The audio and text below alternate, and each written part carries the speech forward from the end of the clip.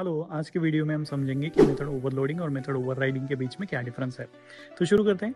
Method overloading को static binding, early binding या फिर कंपल टाइम पॉलीमॉर्फिज्म भी कहा जाता है, वेरएज मेथड ओवरराइडिंग को लेट बाइंडिंग, डायनामिक बाइंडिंग या फिर रन टाइम पॉलीमॉर्फिज्म भी कहते हैं।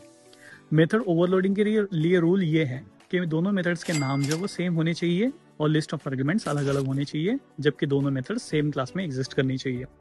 वेरएज मेथड ओवरराइडिंग में मेथड का नाम सेम होना चाहिए, लिस्ट ऑफ आर्ग्यूमेंट्स भी सेम होने चाहिए और दोनों मेथड्स अलग अलग क्लासेस में एग्जिस्ट करनी चाहिए और उन दोनों क्लासेस के बीच में पैरेंट चाइल्ड रिलेशनशिप होना बड़ा जरूरी होता है।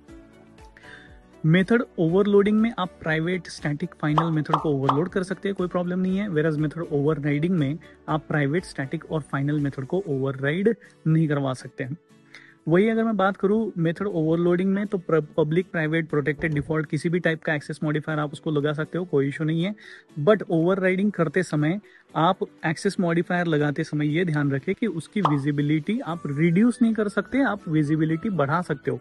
फॉर एग्जाम्पल, अगर पेरेंट में किसी मेथड का रिटर्न एक्सेस मॉडिफायर आपने पब्लिक करके रखा है, तो वो एक्सेस मॉडिफायर आप चाइल्ड के मेथड के लिए डिफॉल्ट या प्रोटेक्टेड नहीं करवा सकते, ना ही प्राइवेट करवा सकते हो, क्योंकि वहाँ विजिबिलिटी जो है वो रिड्यूस हो सकती है।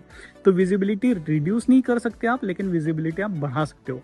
वही अगर मैं रिटर्न टाइप्स की बात करूँ, तो मेथड ओवरलोडिंग में आप किसी भी प्रकार का रिटर्न टाइप दोनों मेथड्स या फिर जितनी भी मेथड्स आप ओवरलोड कर रहे हो उनमें कर सकते हो, कोई प्रॉब्लम नहीं है। वेरएज मेथड ओवरराइडिंग में आपको रिटर्न टाइप्स रखते समय अगर प्रिमिटिव रख रहे हो तो मेक श्योर कि दोनों जगह पे, मतलब पेरेंट में भी और चाइल्ड में भी, दोनों जगह रिटर्न टाइप्स सेम सेम होने चाहिए। अगर आप नॉन प्रिमिटिव डेटा टाइप्स के लिए जा रहे हो तो वहां पे covariant return types are allowed, मतलब कोवेरिएंट रिटर्न टाइप्स आप लिख सकते हो दोनों मेथड्स के लिए, कोई प्रॉब्लम नहीं है। मतलब पेरेंट की मेथड का रिटर्न टाइप ऑब्जेक्ट हो सकता है और चाइल्ड की मेथड का रिटर्न टाइप जो है वो स्ट्रिंग हो सकता है। वेराज अगर मैं ओवरलोडिंग की बात करूं तो आप कंस्ट्रक्टर को ओवरलोड करवा सकते हो। उससे फायदा आपको ये मिल जाता है कि सेम क्लास के आप मल्टीपल ऑप्शंस मिल जाते हैं आपको ऑब्जेक्ट बनाने के लिए।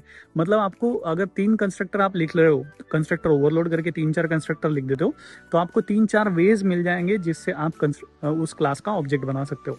हालांकि कंस्ट्रक्टर के साथ में मेथड ओवरराइडिंग आप नहीं करवा सकते, मतलब कंस्ट्रक्टर का ओवरराइडिंग नहीं करवाया जा सकता है, वेरएज ओवरलोडिंग आप करवा सकते हो, कोई प्रॉब्लम नहीं है।